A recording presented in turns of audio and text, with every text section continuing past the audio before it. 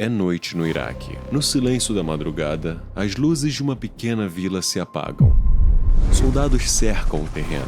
Helicópteros sobrevoam baixo. Um deles nota uma tábua solta no chão. E ao puxá-la, revela um buraco estreito coberto por poeira. De lá de dentro, uma voz rouca rompe o ar abafado. Meu nome é Saddam Hussein. Eu sou o presidente do Iraque e quero negociar. Poucas horas depois, o mundo ouviria as palavras que marcariam o fim de uma era. Ladies and gentlemen, we got him. O ditador que governou o Iraque com medo e violência, construiu palácios e travou guerras, foi encontrado escondido sob a terra, cercado por inimigos. A captura de Saddam foi o desfecho de uma caçada marcada por erros, intuições improváveis e uma reviravolta conduzida por um interrogador da CIA que desafiou toda a lógica militar.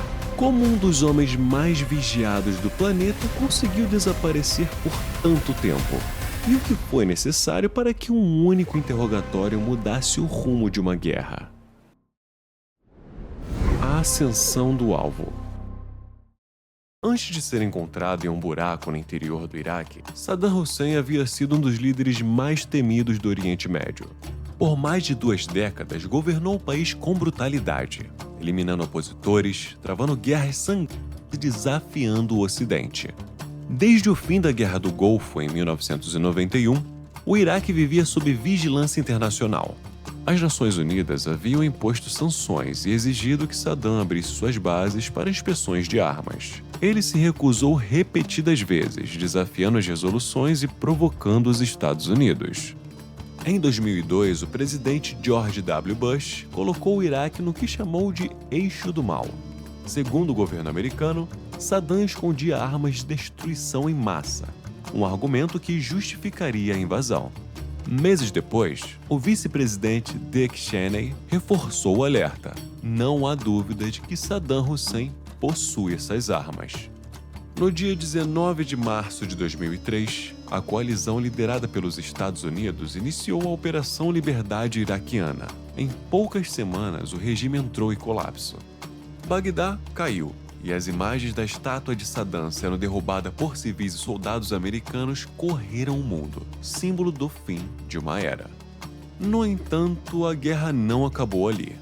Nenhuma arma de destruição em massa foi encontrada, e o país mergulhou no caos. Explosões, ataques suicidas e grupos insurgentes transformaram as ruas em zonas de guerra. Enquanto o novo governo tentava se estabelecer, Saddam havia desaparecido.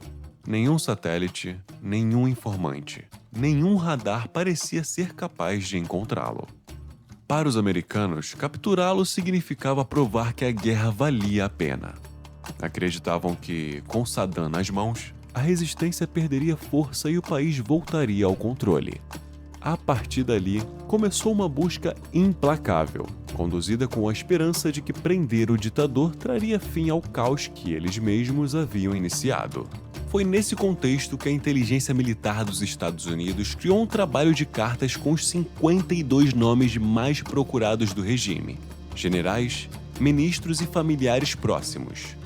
No topo do baralho, o as de espadas, Saddam Hussein. Nos meses seguintes, forças especiais vasculharam esconderijos e palácios em todo o país. Em julho de 2003, um informante anônimo entregou a localização dos filhos do ditador, Uday e Qusay, que foram mortos em um cerco na cidade de Mossul. A recompensa de $30 milhões foi paga integralmente. Mesmo assim, a principal peça do tabuleiro seguia desaparecida. O rastro de Saddam esfriou. As buscas se tornaram frustrantes, e as operações noturnas, cada vez mais violentas, resultavam em mortes de civis e nenhum avanço real.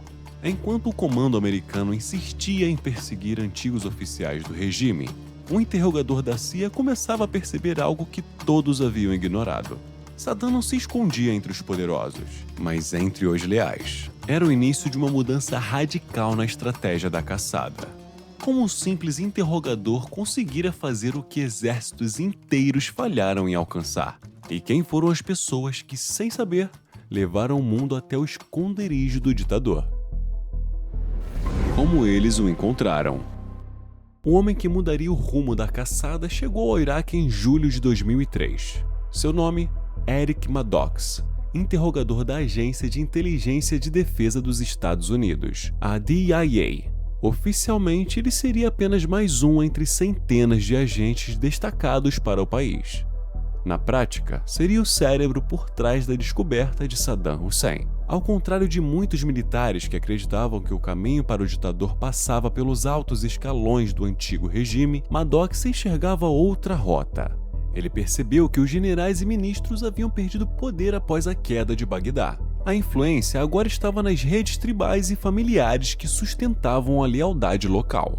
Enquanto outros caçavam ex-oficiais de terno e gravata, Maddox passou a interrogar motoristas, cozinheiros e guarda-costas, gente que conhecia os hábitos de Saddam, os lugares que ele confiava e, principalmente, quem ainda o ajudava a se mover em segredo. Esses interrogatórios se tornaram o coração da operação. Em poucos meses, Maddox conduziu quase 300 sessões, cruzando informações e desenhando diagramas que mapeavam conexões entre famílias e aliados. Cada linha traçada no papel aproximava a equipe de um nome: Mohammed Ibrahim Omar El-Muslid, um antigo guarda-costas e confidente de Saddam. Ibrahim era mais do que um subordinado. Ele controlava parte da resistência e mantinha contato direto com quem ainda ajudava o ex-ditador a se esconder. Chegar até ele, porém, exigia atravessar um labirinto de lealdades e medo. Maddox e sua equipe começaram pelos que orbitavam o círculo de Ibrahim: parentes, motoristas, pescadores, qualquer um que pudesse revelar um elo. Entre eles estava Basim Latif, um antigo motorista que entregou detalhes sobre os locais frequentados pela família. Outro avanço veio com o filho de Ibrahim, que mencionou algo aparentemente banal. O pai gostava de pescar em uma fazenda no interior, perto da cidade de Samarra. Essa pista acendeu um alerta. Saddam era conhecido por seu gosto pelo masgouf, um peixe típico iraquiano. Se Ibrahim ainda mantinha o hábito de pescar, talvez não fosse apenas lazer. Poderia ser o disfarce perfeito para encontros secretos. Seguindo o rastro do lago, Maddox e as forças de operações especiais encontraram 2 pescadores. Um deles revelou ser primo de um dos tenentes da resistência e mencionou um tio com uma casa em Bagdá. Era um elo distante, mas o suficiente para justificar uma operação. Na madrugada de 12 de dezembro de 2003, soldados invadiram a casa do tal tio, um local modesto que funcionava como base de insurgência. Lá, entre dezenas de prisioneiros, estava Mohammed Ibrahim. A essa altura, Maddox estava prestes a deixar o país. Seu voo de retorno estava marcado para poucas horas depois. Ainda assim, decidiu interrogar Ibrahim pessoalmente. Durante horas, o prisioneiro resistiu, até que Maddox fez uma proposta. Se revelasse o paradeiro de Saddam, os 40 membros de sua família detidos seriam libertados. Foi o ponto de virada. Exausto e temendo pelo destino dos parentes, Ibrahim cedeu. Ele deu um nome: Adaur, uma pequena cidade rural próxima a Tikrit, o coração tribal de Saddam. Disse que o ditador estava escondido em uma fazenda cercada por plantações. Maddox transmitiu as informações antes de embarcar. Horas depois, as forças conjuntas da Task Force 121 e da 4ª Divisão de Infantaria cercavam 2 pontos marcados no mapa, codinomes Wolverine 1 e Wolverine 2, uma referência ao filme americano Red Dawn, de 1984.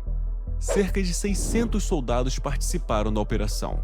O local foi isolado com um duplo cerco para impedir fugas. A busca começou ao entardecer. Os primeiros alvos foram revistados sem sucesso, nenhum sinal do ditador. Quando já se preparavam para encerrar, Ibrahim, levado junto com a tropa, fez um gesto discreto. Chutou uma tábua de madeira perto de uma cabana. Um dos operadores se aproximou, retirou a tábua e revelou uma abertura coberta por sujeira e cabos elétricos. Lá embaixo, uma pequena câmara escura. Dentro dela, um homem de barba espessa, antes que pudesse reagir, foi dominado. Eu sou Saddam Hussein. Eu sou o presidente do Iraque e quero negociar. O operador respondeu friamente. O presidente Bush manda lembranças. Eram 20 horas e 30 minutos do dia 13 de dezembro de 2003. O ditador havia sido capturado vivo, sem disparos, junto de $750 mil em notas e um táxi estacionado nas proximidades. As imagens do esconderijo circularam pelo mundo em questão de horas. O interrogador Eric Maddox, ao posar em Doha no dia seguinte, recebeu a notícia. A informação que arrancara de Ibrahim estava correta. O homem que todos buscavam havia sido encontrado em um spider hole, ou buraco de aranha, um esconderijo improvisado de 1,5 metro de profundidade. Pelo papel decisivo, Maddox seria mais tarde condecorado com a Legião do Mérito e o prêmio do diretor da DIA. A caçada terminava, mas suas consequências estavam longe de acabar. A captura de Saddam reacendeu a esperança de estabilidade, mas também revelou um país despedaçado, dividido entre vingança e desconfiança. O homem que por décadas controlou o Iraque com medo agora estava nas mãos de seus inimigos e, pela primeira vez, sem poder algum. Como o mundo reagiria às imagens do ditador derrotado? E o que viria depois de sua captura? Justiça ou apenas mais um capítulo de guerra e propaganda? O fim do ditador. A notícia se espalhou como fogo. Horas após a captura, o governo americano apresentou as primeiras imagens de Saddam Hussein ao mundo. O homem que antes aparecia em trajes militares e discursos inflamados, surgia agora abatido, com a barba desgrenhada e um olhar vazio. Ele foi submetido a um exame médico diante das câmeras.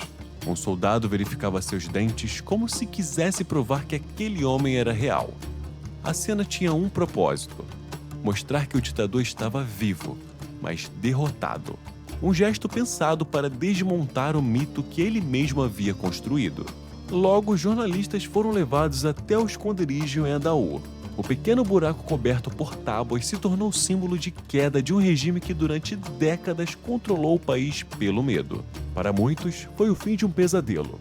Para outros, o início de um novo tipo de humilhação nacional. Governos aliados comemoraram. George W. Bush declarou que um dia de esperança havia chegado para o povo iraquiano, mas nem todos celebraram. O Vaticano e organizações de direitos humanos criticaram a forma como o prisioneiro foi exibido, comparando o ato a uma punição pública. Enquanto isso, o Iraque continuava em ruínas. Explosões diárias, sequestros e ataques sectários mostravam que a captura do ditador não encerraria o conflito. O país mergulhava em disputas entre milícias, insurgentes e facções religiosas que agora lutavam pelo poder deixado vazio. Saddam foi levado para uma prisão de segurança máxima dentro de um de seus antigos palácios. Guardado por soldados americanos, passava os dias em silêncio, lendo e escrevendo em cadernos. Alguns militares contaram depois que ele parecia calmo, quase resignado, e que falava inglês melhor do que muitos imaginavam. Em 2005, começou o julgamento, mas não foi um tribunal americano que o julgou. Após a queda do regime, os Estados Unidos ajudaram a criar o Tribunal Especial Iraquiano, uma corte nacional formada por juízes iraquianos, supervisionada por observadores internacionais. O julgamento foi conduzido em Bagdá, sob forte presença militar norte-americana, mas com a autoridade legal do novo governo iraquiano. Saddam Hussein foi acusado de crimes contra a humanidade, especialmente pelo massacre de 148 xiitas na cidade de Dujail, em 1982.